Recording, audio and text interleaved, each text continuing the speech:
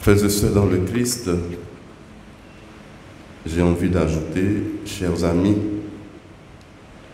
l'événement que rapporte Saint Luc dans le livre des apôtres et dont la lecture a été faite tout à l'heure se présente comme un tournant capital dans l'histoire et la vie de l'Église. En effet, et jusqu'à présent, les disciples n'avaient annoncé l'Évangile et donné le baptême qu'aux gens qui avaient accepté la loi juive de la circoncision.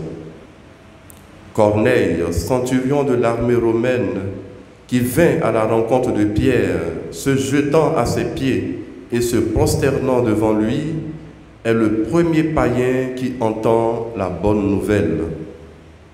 Il est significatif ici que ce soit Pierre, le chef des apôtres, qui ait engagé l'Église dans cette ouverture aux païens. Remarquons qu'il ne l'a pas fait sans hésitation, mais la suite de sa rencontre avec Corneille le centurion montre que c'est l'Esprit lui-même qui conduit l'Église. Car dans cette rencontre, il se produit en même temps comme l'effet d'une première annonce de la bonne nouvelle et la confirmation de cette bonne nouvelle. Il s'agit véritablement ici d'une petite Pentecôte, ou si nous voulons, la Pentecôte avant la lettre. La venue de l'Esprit Saint sur Corneille et les siens anticipe la décision de Pierre qui finalement, en ordonnant de les baptiser, ne fait que répondre au signe de l'Esprit. Dans le rapport de ce que nous avons appelé la première annonce de la bonne nouvelle du Christ ressuscité et de la confirmation de cette bonne nouvelle, c'est le Seigneur lui-même qui énonce sa parole afin qu'elle soit accueillie par ceux qui ont été créés par le Verbe lui-même. Et c'est ce que Saint Jean traduit dans la formule « Il est venu chez les siens ». Saint Jean nous apprend par cette formule que la parole ne nous est pas originellement étrangère et que la création tout entière a été voulue dans un rapport d'intimité avec la vie divine. Le prologue de Saint Jean nous met aussi devant le refus opposé à la parole divine par les siens qui ne l'ont pas accueillie. Ne pas l'accueillir, c'est ne pas écouter sa voix, ne pas se conformer à sa parole. En revanche, et c'est l'expérience que fait Corneille, le centurion de l'armée romaine, là où l'homme, même fragile et pécheur, s'ouvre sincèrement à la rencontre avec le Christ directement ou indirectement, là commence une transformation radicale. Mais à ceux qui l'ont accueilli, nous dit encore Saint Jean, il a donné le pouvoir de devenir enfants de Dieu. En clair, frères et sœurs, accueillir le Verbe, c'est se laisser modeler par lui. Se laisser modeler par lui afin d'être conforme au Christ, conforme au Fils unique qui vient du Père par la puissance de l'Esprit Saint. Naît alors la créature nouvelle, naît alors le peuple nouveau, et telle est la grâce que produit en nous le baptême. Pourrait-on refuser, dit Pierre, l'eau du baptême à ces gens qui ont reçu l'Esprit Saint tout comme nous?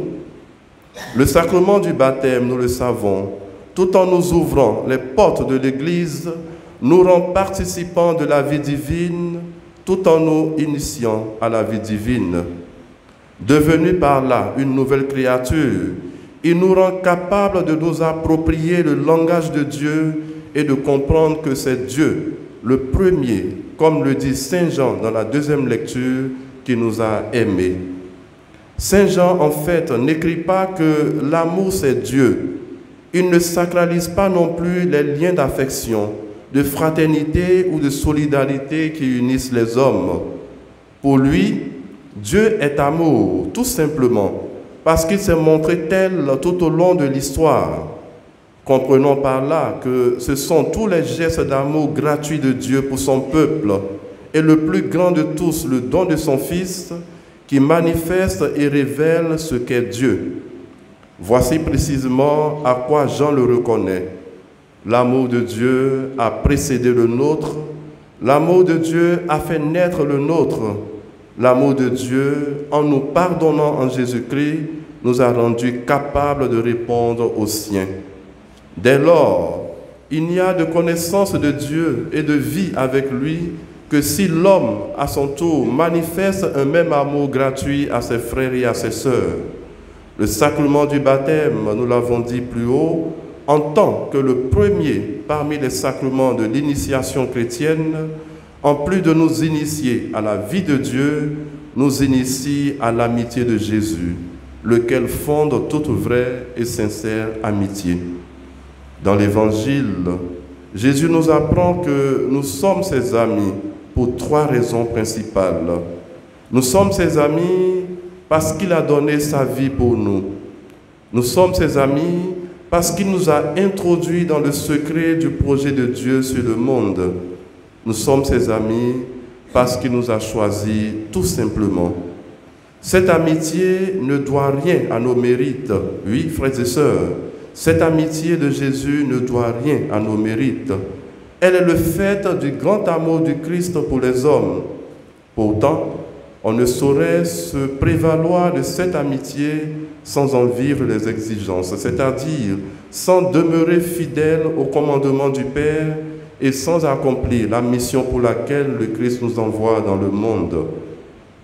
En définitive, frères et sœurs, être amis de Jésus ne doit pas simplement être un beau titre à porter. Effectivement, c'est un très beau titre.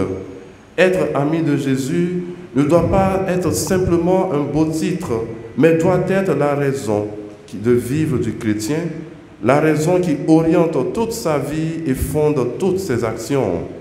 Alors, frères et sœurs, de se savoir ami du Christ peut être pour un homme le comble de la joie. Vous êtes mes amis si vous faites ce que je vous commande. Ce que je vous commande, c'est de vous aimer les uns les autres.